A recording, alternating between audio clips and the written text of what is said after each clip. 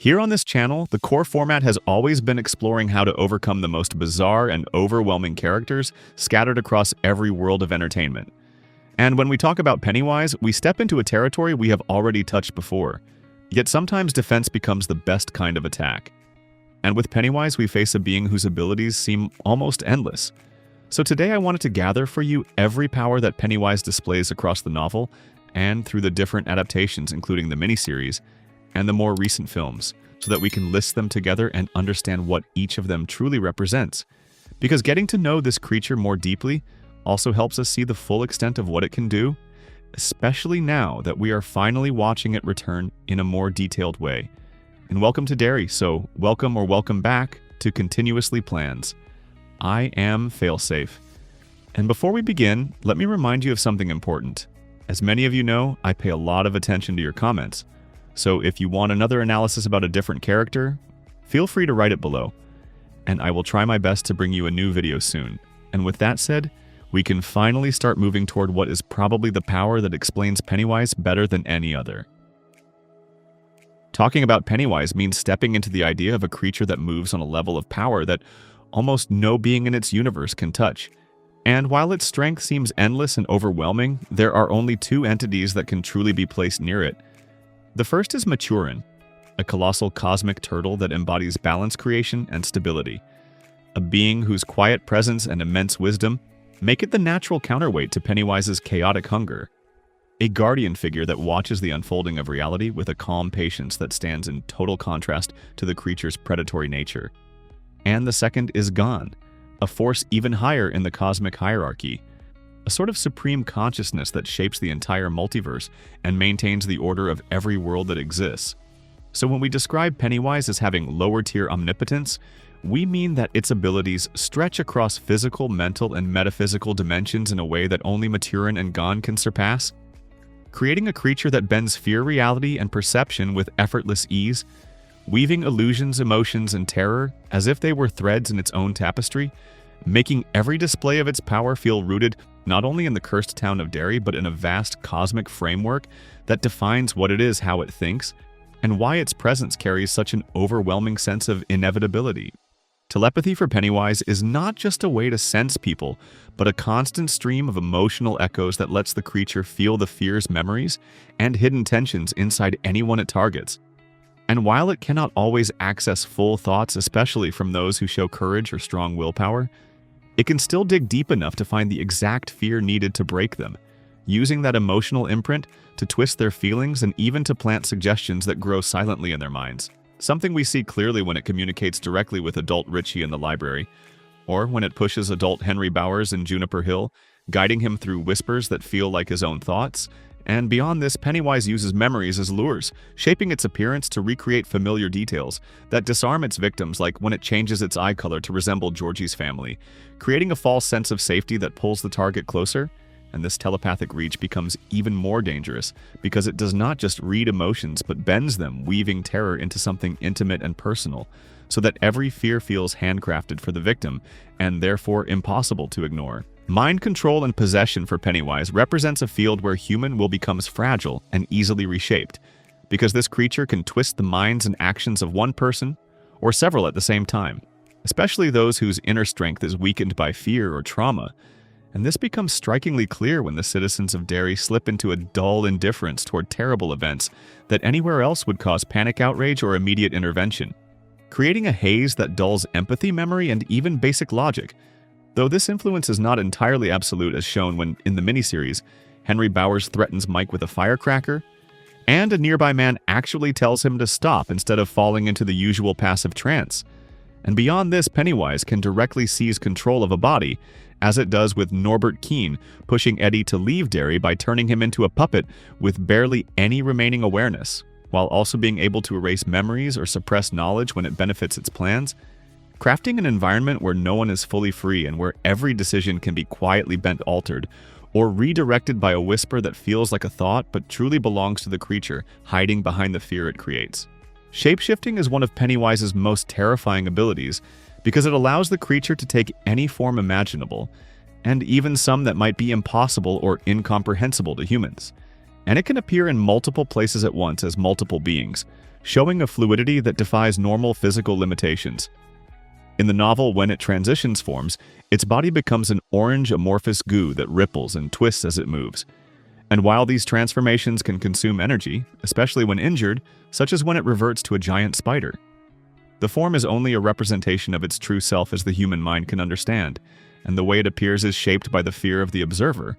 For example, when Bill and Richie enter the Neibolt Street house, Richie sees a werewolf while Bill sees Pennywise, instantly recognizing the clown that killed Georgie. And this ability allows Pennywise to manipulate perception in ways that make each encounter unique, terrifying, and deeply personal while maintaining its unstoppable presence across Derry, constantly adapting to the minds of its victims and bending reality to create forms that are both believable and horrifying. Illusions are one of Pennywise's most versatile and frightening tools because it can create visions and sensations that feel entirely real. And these illusions are primarily used to instill fear, so they must be convincing enough to trick both mind and senses. Some of them are tangible, lasting beyond the moment they are first seen, like the blood in Beverly's bathroom that only she and the other losers can perceive. And Pennywise can even manipulate smell, generating scents like popcorn or rotting corpses to deepen the experience. It can make these illusions visible only to specific people, and sometimes when a victim sees through the deception, the illusion vanishes completely.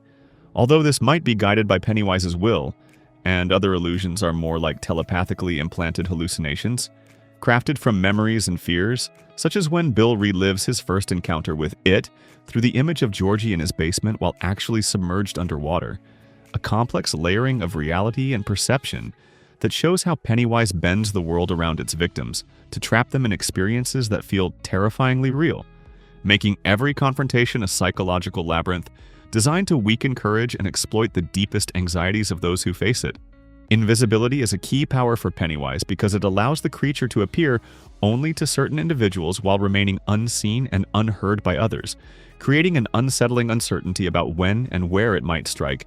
This is seen when adult Beverly encounters Pennywise at her former home, or when adult Ben Hanscom notices it in the public library, suggesting either that only those aware of its presence can perceive it, or that Pennywise chooses who can see it at any moment.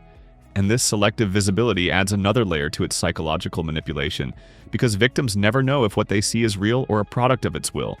Additionally, when it assists Henry Bowers in escaping Juniper Hill, both a cellmate and a guard witness Pennywise at his side, showing that it can selectively reveal itself in ways that serve its immediate goals, reinforcing the constant tension that it can strike unseen, shaping events and influencing actions without warning, maintaining a terrifying control over perception and awareness that keeps Derry in a state of unseen dread while remaining completely unpredictable, elusive, and able to vanish at will like a shadow that moves through fear itself.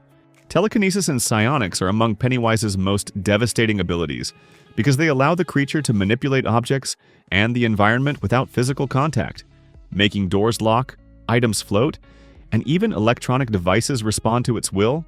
This power extends to altering space-time, affecting gravity, and creating supernatural disturbances that disorient and terrify. It can even steal souls and trap them within the deadlights, a mysterious dimension of pure psychic horror that bends minds and erases reality as its victims know it, blending fear with an almost tangible form of imprisonment.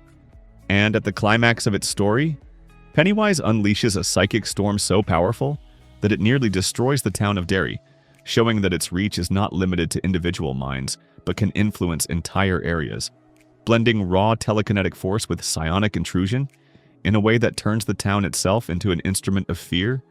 Every action becomes an extension of its intelligence and malevolence, demonstrating how reality can be twisted without physical touch and making each confrontation a test of courage against forces that defy normal understanding, while the very essence of the Deadlights reminds everyone that facing it is more than physical survival. It is a confrontation with unimaginable psychic terror. Chlorokinesis and weather control are among Pennywise's subtler yet terrifying abilities because it can manipulate plant life and influence the weather to amplify fear and chaos. For example, when it appears as a leper. To Eddie, it touches plants, causing them to wither and die long after the encounter, proving this is not an illusion but a real effect of its power.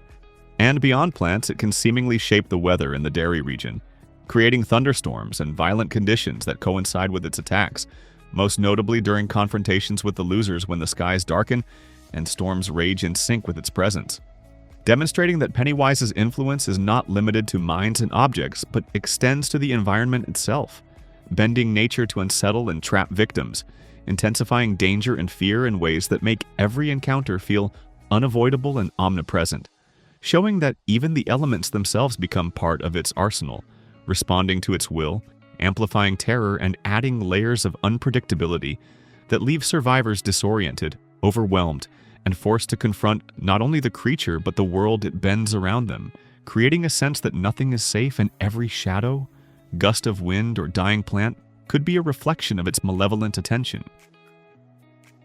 Invulnerability is one of Pennywise's most crucial defenses, because while it is not completely indestructible, it can heal and recover from injuries at superhuman rates, and the speed of regeneration seems to vary for reasons unknown.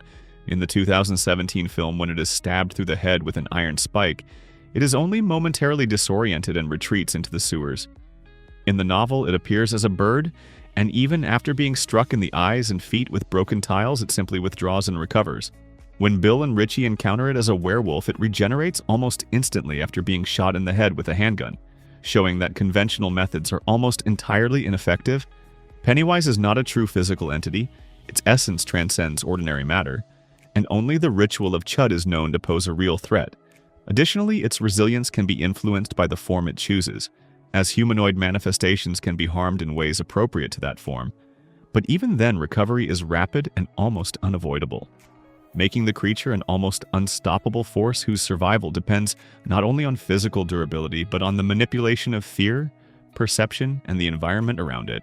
Superhuman strength and speed are among Pennywise's most immediately terrifying abilities, because it can tear heads and limbs from human bodies with extreme ease, whether using its arms, jaws, or any humanoid form it chooses. And the sheer power is matched by astonishing speed, moving faster than an express train, as Bill notes, making escape nearly impossible once it decides to strike. This combination of speed and strength allows it to dominate physical confrontations while simultaneously manipulating fear and perception to unbalance its victims. And as we conclude this journey through the powers of it, it is clear that there are countless other abilities and nuances we could explore, especially now with Welcome to Derry bringing the character back into focus. So if you want to continue uncovering every terrifying aspect of Pennywise and the other characters we analyze, subscribe to the channel and stay tuned, because more deep dives and explorations of power, fear, and the unknown are coming soon. And seeing how these abilities intertwine gives a fuller understanding of just how dangerous and complex this creature truly is.